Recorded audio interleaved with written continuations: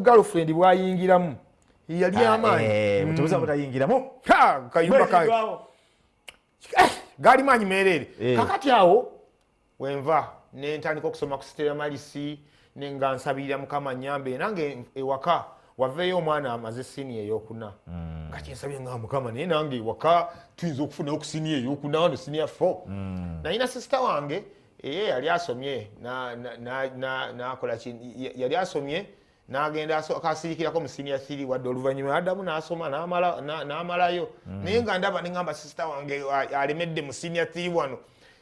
nze kampatanye nnyo mpitewo wakiri maama muweesa ekitiibwa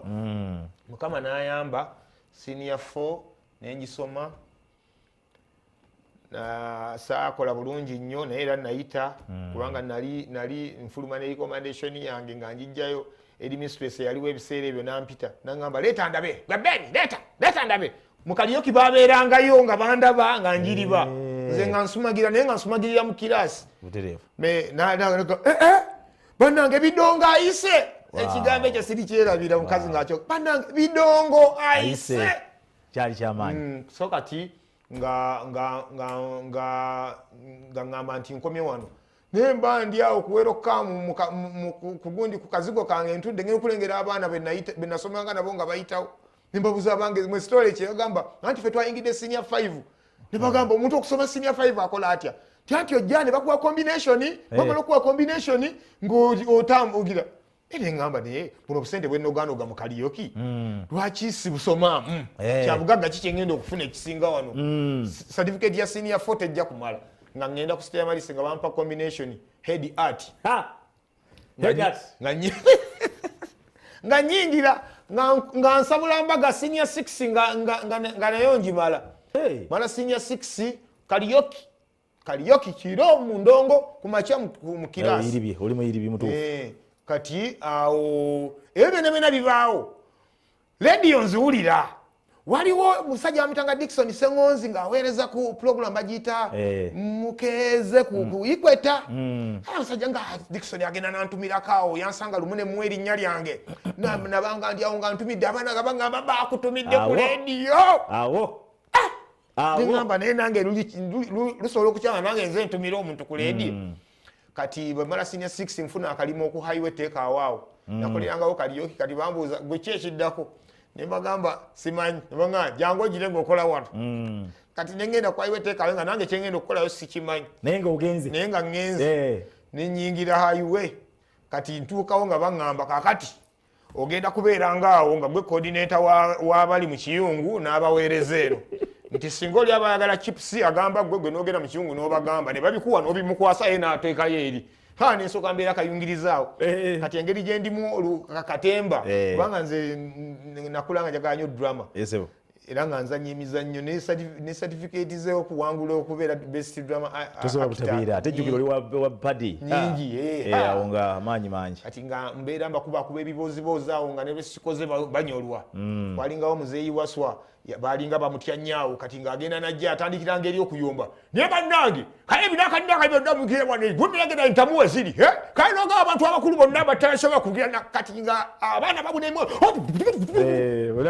kati nange nageranga bali awo bonna bali mu biboozibozi nga ngenda eri nga ntandika wabula bannange kayiro nebino kiwekigoda ani avunanyizibwa kugira nakati olujja lwanga tukiboere wano entamuza abaana tebali lunalusuuna kakati nakolanga kwayiwe nga bwengenda ne mu Kariyoki wange mpola olwomaze emikaaga giwedde tulinze na bigezo ne mikaaga nagitula ne Ashbaga Kato uwe Masaka kozi naye Ashbaga Kato we Masaka nasoma ne senior 5 ne senior 6 wa Munyendo yaliwo Senyange amanya genga ekiseka Ashirafu era ge gali ne kugundi kunanga muntu byonna kiseka Ashbaga Kato gakuba gasabula mbaga ganonya toke gasabula mbaga kakati nga muyiriba naye nga era ne Kariyoki tumukola fenna twalina ka combination kaffe nga tuzannya obuzanyo tusettinga bu skate sound ne tugwa mu bantu ne tukyankalanya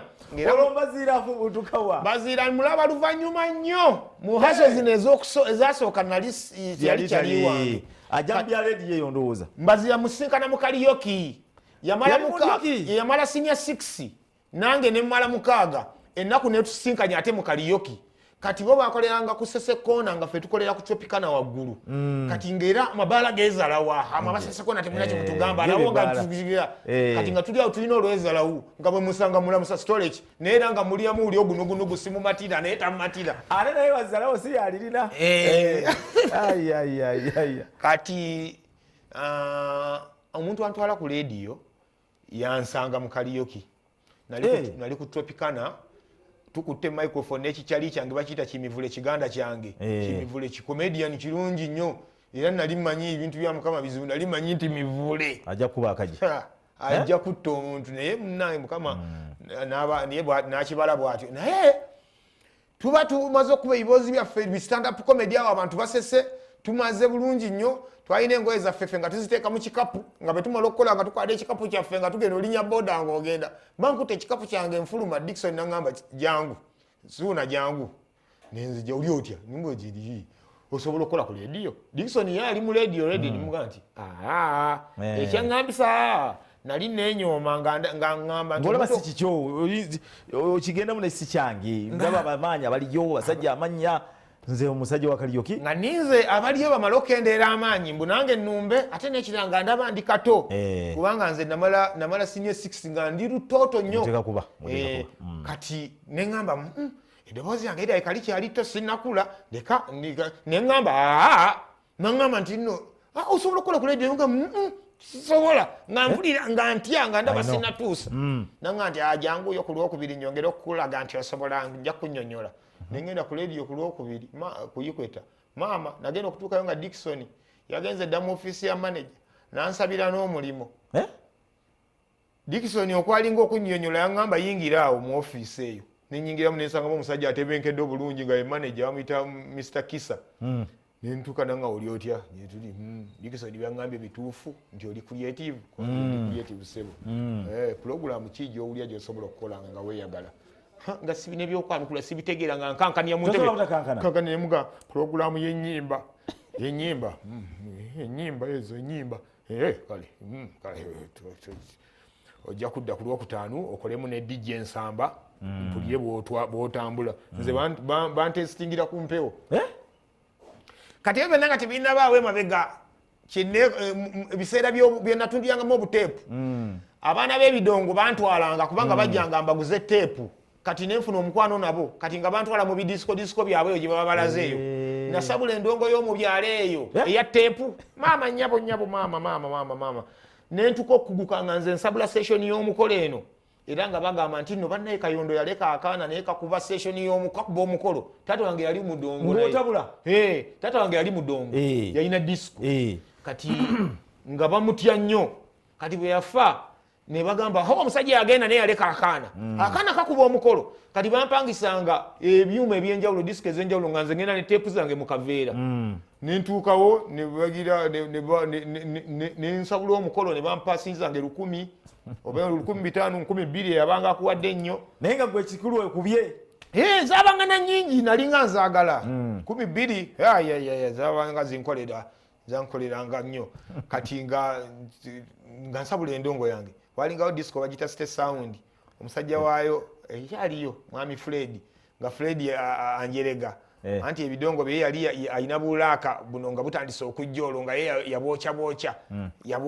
bw'atyo kati nga ajja n'abuzungula n'agira bw'ati kati nga bwe positioninga dda kati bwe nayimiriranga ebidongo bye byabeeranga waggulu kati nga nteerawo kuleeti n'embituuka n'endyoka mbikuba kati ng'agamba kano katabani Kayondo ak'okuteerawo kuleeti nako katama nga ndi lumpi naye nga nkutte ku bidongo ebyo nga buli omu asaasaana kati munnange embeera ng'ebeera bwetyo so nyingira radio bwentyo DJ Ensamba yali akola lwakutaano Dickson yantwala lwakubiri ezo ennaku 2-3 ezo okutuuka ku nnaku luli nazimala nkola rehearsals nagendeyo mu misaali waggulu eyo nentandika yo kyenda musatu fama radio ekwete eddoboozi ya Munabuddu nebigana kyenda musatu fama emboozi ya Suuna Ben tetusobola gimala ebintu bitwetaga pati tu kuba ebyokwogera tukyalina bingi badde nsaba ekitundu ekisooka tugenda kikomya wano tukufulire naye akadde tukomewo ate tumalize ekitundu ekyokubiri kuba bingi byange ate ekigambo ebinyanyanyanya kyokka okijjawa awo ne kijja okutandikira omusajja obinyanyanyanya ajja kuba tumuzza kuba emboozi ntuufu ate sobola kumala kati mbadde nsaba tusibule abantu tujja kudda paati tu mukama wange abagala abalungi bebaza mwebali nnyo bali eddala okumbeererawo nina show yange ngenda kuza omwezi 18 omwezi guno ku makutano buli mwaka nkubayo show y'ebinyaanya n'olw'ensonga twagitadde ku makutano tulina jeje events yekulembeddemu sound z'emasaka zonna nzireeta ne tuzigatta ntukuba endongo ne tufa makutano kozerwa makutano eri nansana kifo kinene nnyo n'abateekateekedde bulungi nnyo tugenda kudigida tuvaamu ku makya enteekateeka zonna tuba twazikozeeko n'olw'ensonga bayise banywanyi mujje Suuna Ben 18 okay webali balidala Suuna Ben tujja muzza mu kitundu ekyokubiri abadde akutte bukwasi ate bwe tugenda omuzza n'endongo ajja kujja naye wana atabule olabe ekintu kyennyini kyabayita ebinyanyanyanya mwebali nnyo balidala abannaffe yonna gyemusobola mutulaba tubagambagambye so okutwegattako kyali ffenna ku mitimba gyaffe egya social media weetuli nnyo emboozi ya Suuna gy'otawulidde genda ku Facebook yonna gyeri ogenda kuba okusobola okuba nga naye nga tugenda muzza mu part 2 ate tumalirize n'ebitundu byaffe endowooza before I think next week ajja kuba dda tubeere nga tweyongerayo n'emboozi ya Suuna mwebali nnyo mwebalidala we wish you a lovely day have a good day and bye bye. Rush Talk brought to you by Metropolitan International University, a multi-campus university with campuses in Kampala, Kisoro and Barara. Contact or WhatsApp us on 0772 561 957. Email us at metropolitaniu@gmail.com. Empowerment through knowledge creation.